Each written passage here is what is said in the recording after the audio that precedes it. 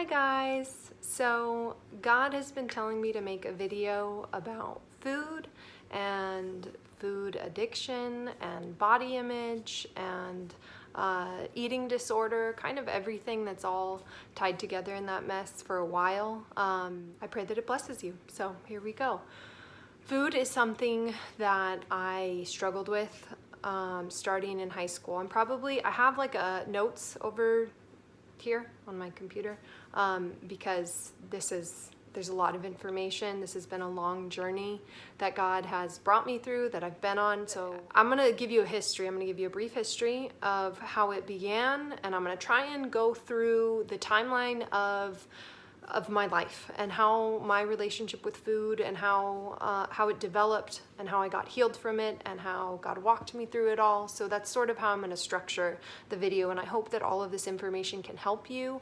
I hope that you can gain freedom and victory over food and body image and anything that you struggle with in this area. So for me, food addiction and body image issues and extreme dieting and everything, unhealthy relationship with food began when I was in high school. The very end of my freshman year, I was 14, about to be 15, and I started to, become an adolescent. I was an athlete growing up, so I was an athlete, and I was tall and I was thin. I could eat anything and it would just disappear. So I was always extremely thin. And then during adolescence, 14 years old, about to be 15, I started to get hips because I'm a woman and not a pole. So I didn't like it. And around that time, started to skip meals and started to try and not eat. And I don't know if it was over the summer and then into the fall of my sophomore year that it really developed badly. But I can remember all throughout my sophomore year of high school, trying not to eat, trying not to, watching what I eat, getting into counting calories. I learned about counting calories and dieting and all of those things around that age, around that time. And also at the time, there was a lot of things that I couldn't deal with growing up. My parents' divorce, just painful childhood things that I felt like starving myself felt good. Well, like hating myself, like I had all this anger, this bottled up anger, and I didn't have anywhere to direct it. And so I directed it inward, and hating my body, hating myself, starving myself, trying to inflict pain on myself through an eating disorder, I guess you could say, felt good. I know that's odd, or maybe you can relate to it, but something about having control over what I was eating and inflicting pain on myself felt good. I got satisfaction out of it. I didn't like myself. I kind of tried to beat myself into not eating, and I would really condemn myself. This is when condemning myself for eating food and really feeling guilty about food started. Condemning, and then also binging developed at this time, because when you're an athlete, I was a swimmer, so I was swimming like miles a day, and trying not to eat after it, trying not to eat before it. When you starve yourself and then you're really hungry, so you overeat, you binge and overeat. So binging developed at this time. Food becoming a reward developed at this time.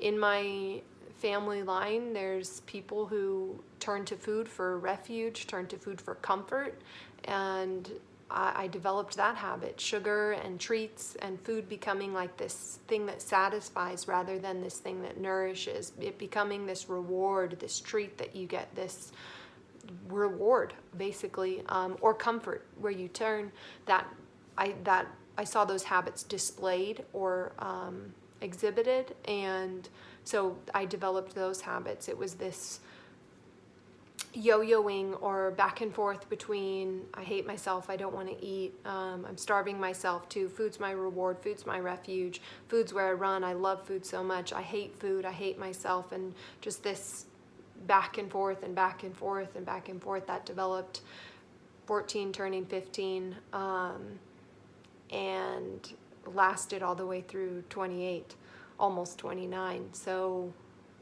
15 years of my life, 14, 15 years of my life, half of my life, that's a long time, and all of my adult life, that's a long time to be struggling with food and having a wrong relationship with food, especially since I have to eat it every day, since you have to eat it every day, since you have to, food is a part of everyday life. You can't really escape it. You need it. Your body needs it. So constant turmoil, constant thoughts in my mind of goals I would set. I'm not going to eat today, or I'm only going to eat this much, or okay, I overate this much, so tomorrow I won't eat it all. Tomorrow I'll do less and less and less. And this obsession began around food. I started weighing myself every day.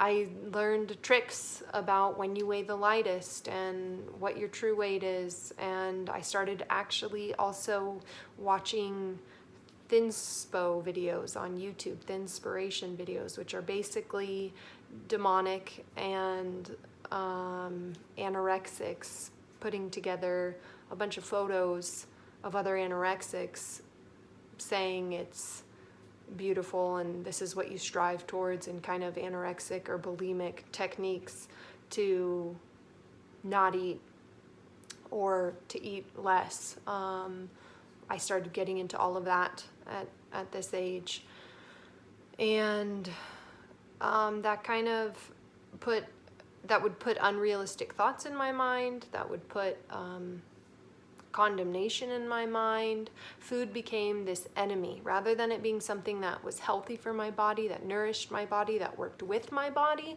It was now this taboo, or don't touch, this forbidden. It became a forbidden enemy, something that I hated and something that I wanted so badly, and something that I hated and something that I wanted so badly. And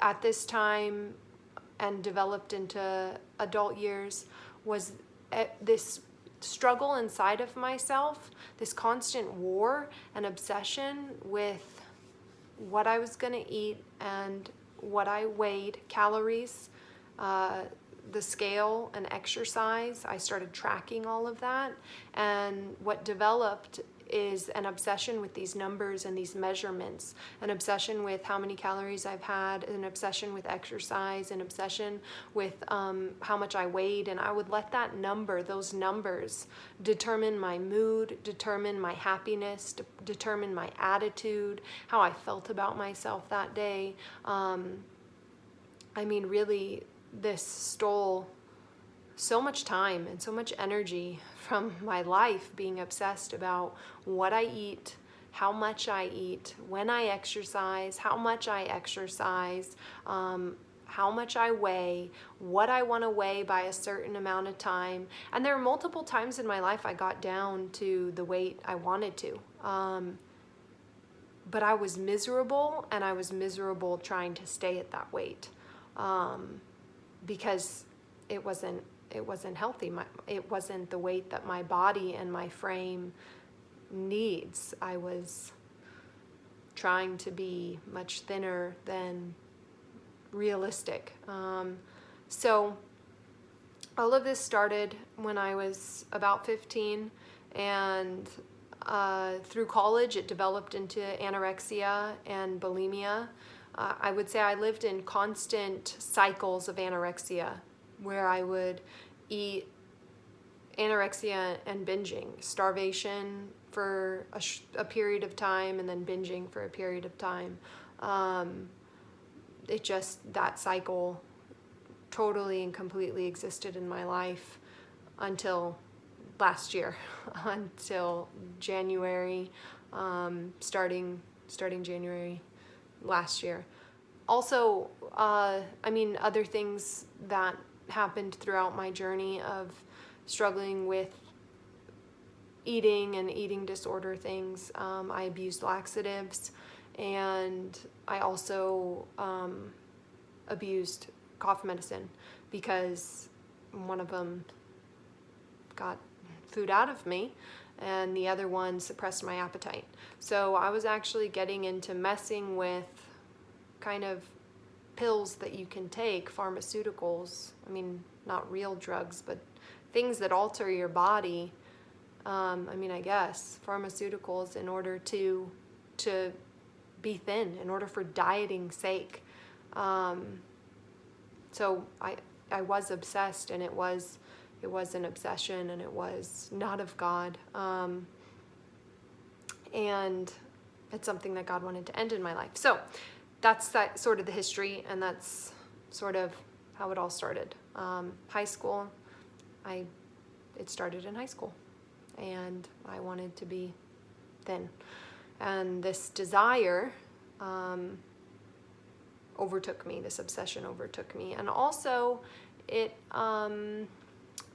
I believed that the lie that my beauty was all that I had, or all that I was good at. I believed the lie that my beauty was all that I was good at, and so I better be really good at it because I fail at everything else. So I tried to obsess over this. I tried to do it right and do it well. And I thought being thin was beautiful. That's what I thought. I would definitely say I had like body dysmorphic disorder.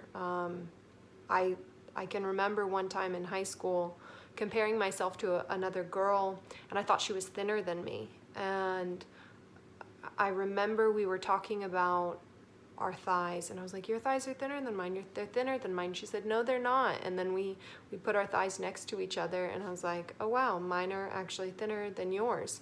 So I definitely had a distorted view of my image, self-image, identity. The devil had a vested interest in me destroying myself, in destroying me. So if he could get me to destroy myself, then I was playing the part for him and doing the job for him. So that was one of the biggest strategies in my life. So we'll move on. Fast forward to summer of 2017. I was 27 and still struggling with body image issues. I had become addicted to coffee at this point. I love coffee. I've always loved coffee. Coffee tastes delicious to me. Black coffee tastes delicious to me. But I was using it as a dietary, an appetite suppressant. So starting at 18, I had coffee every day. So for about 10 years, I was drinking 4 cups of coffee a day at minimum, trying to suppress my appetite, which also would dehydrate me. And then when you're dehydrated, your body tends to retain water as well. So, summer 2017, I'm still struggling with the same diet issues that I've always struggled with. And I decided to be vegan. I was like, oh, maybe this will help me eat healthier. I do believe in eating God's food. And not eating processed food. And I just, for some reason, decided to be vegan. And God did not approve that. I didn't ask him if I could be vegan, but I decided to be vegan.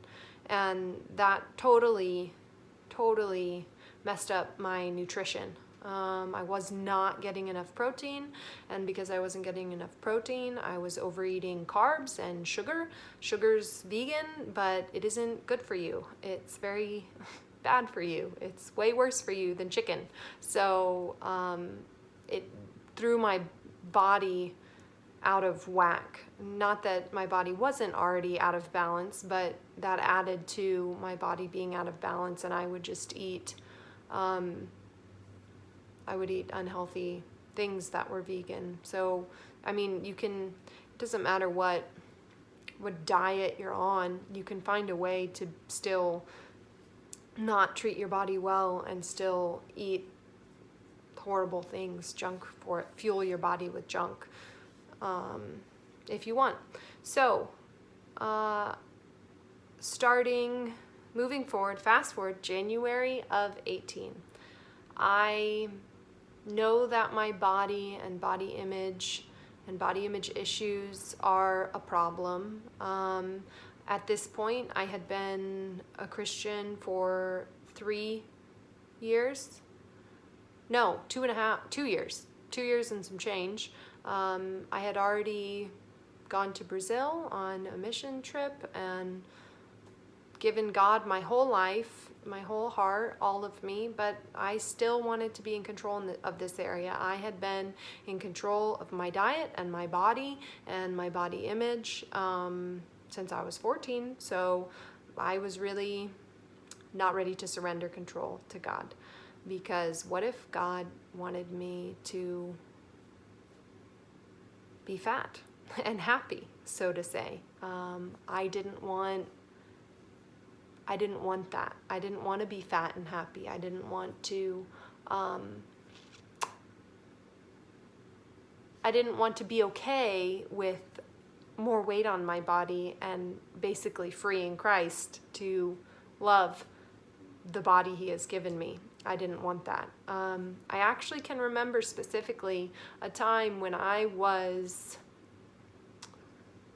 14 years old. It was when I was 14. A seed was planted or sown right around the fall when I was 14, freshman year, my fall. So before the eating disorder really developed, by 15, by spring of my freshman year, really actively deciding to stop eating. I can remember fall of I was 14 years old, fall of my freshman year of high school. I was moving out of we were moving houses, and I can remember packing something up in the bathroom, and specifically the lie that was coming in was saying, what if God doesn't want you, I was going through surrendering control of food and diet to God, and I remember the lie was, what if God doesn't want you to be skinny? What if God doesn't want you to be thin? That was the lie that was sown into me as a 14-year-old. And when I thought that thought, it was like, well, then I don't want God's way. Then I want to be thin. So it's interesting how the devil kind of gets us to not trust God, to distrust him and not surrender to him, not surrender to his way, when God really wants to free us and love us and make us set us free. He wants to love us and to set us free.